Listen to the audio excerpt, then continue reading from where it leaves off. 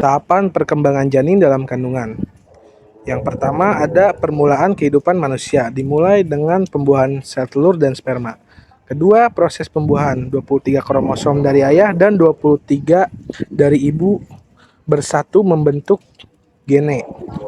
Yang ketiga ada periode pranatal, berlangsung selama 280 hari dibagi menjadi periode zigot, embrio, dan janin. Dan yang keempat, fase perkembangan, germinal 2 minggu, embrional 6-8 minggu, dan fetal mulai dari minggu ke-8 hingga lahir. Periode prenatal pertama adalah periode germinal. Periode germinal merupakan periode 2 minggu pertama setelah pembuahan. Periode ini meliputi terciptanya zigot, kemudian terjadi pemecahan sel, dan zigot akan menempel ke dinding uterus. Sekitar seminggu kemudian, zigot akan terbelah menjadi 100-150 sel. Pemisahan sel dimulai ketika lapisan dalam dan lapisan luar organisme terbentuk. Sel-sel ini yang akan memberikan gizi dan dukungan kepada embrio. Kedua yaitu periode embrionik. Periode embrionik atau embrionis merupakan periode perkembangan pranatal yang terjadi dari 2 hingga 8 minggu setelah konsepsi. Ketika zigot mendekati dinding rahim, sel-selnya membentuk 2 lapisan. Massa sel tersebut disebut oleh embrio. Embrio yang sudah terbentuk terdiri dari sel endoderm atau menjadi sistem pencernaan dan pernafasan, dan kedua, sel ektoderm menjadi saraf penerima sensor misalnya telinga atau hidung. Yang ketiga yaitu sel mesoderm menjadi sistem peredaran, tulang, otot, sistem pembuangan kotoran, dan sistem reproduksi.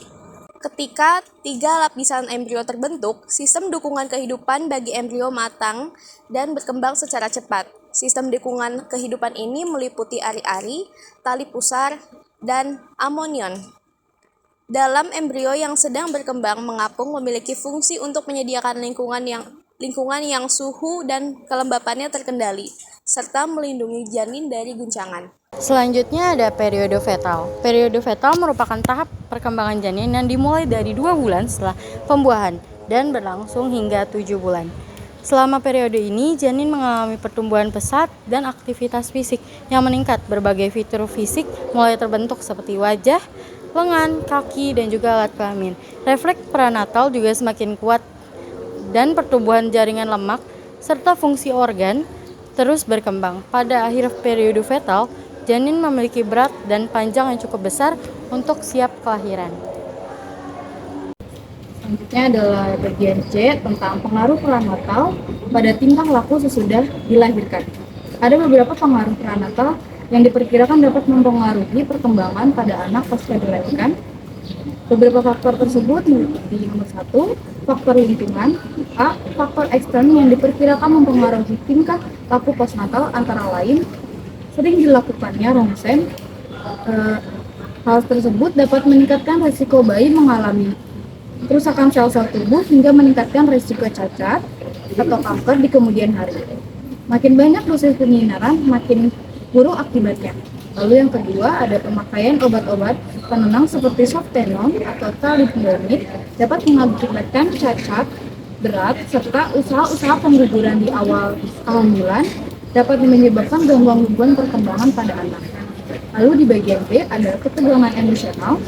Menurut penelitian Scott pada tahun 1957 sampai 1958 menemukan bahwa goncangan psikis dalam 2 bulan pertama kehamilan dapat menyebabkan gangguan sentral, misalnya mongolisme atau Down syndrome. Bila ketegangan psikis terjadi pada usia fetal, maka dapat terjadi sindrom nafsu terhambat, yaitu sedikit aktivitas, sedikit spontanitas. Lalu yang pada bagian C ada tahayul di Indonesia menjadi masalah. Ibu hamil yang sering mengalami idam dan percaya akan tahayul mengenai ini, hal itu dapat diterangkan bahwa dalam diri ibu adanya pengaruh keadaan hormonal terhadap psikis ibu. Dan yang terakhir, yaitu bagian D, sikap ibu. Ada anggapan bahwa sikap penolak dari pihak ibu terhadap janin dalam kandungan akan diterapkan sesudah anak dilahirkan. Namun hasil penelitian dari Gessler di Jerman dan Search et al. Di Amerika menunjukkan bahwa lebih dari 90% Jumlah ibu yang semulanya menolak kehadiran anak berubah mempunyai sikap yang positif terhadap anak serta memiliki kasih sayang yang lebih pada anak. Mulai. Bagian D, implikasi pada pendidikan dari faktor-faktor yang dapat mempengaruhi kesehatan janin dan kelahiran bayi adalah pentingnya integrasi materi kesehatan reproduksi dan perinatal dalam kurikulum pendidikan. Hal ini dapat mencakup penyuluhan kepada siswa tentang pentingnya perencanaan kehamilan yang sehat. Pemahaman tentang resiko penyakit dan obat-obatan yang harus dihindari selama kehamilan serta pemeriksaan kesehatan rutin selama masa kehamilan. Selain itu, pelatihan bagi guru dan tenaga pendidik untuk memberikan informasi yang akurat dan mendukung kepada siswa dan masyarakat tentang kesehatan reproduksi juga menjadi penting dalam memastikan kesadaran dan aksesibilitas terhadap perawatan kesehatan prenatal yang baik.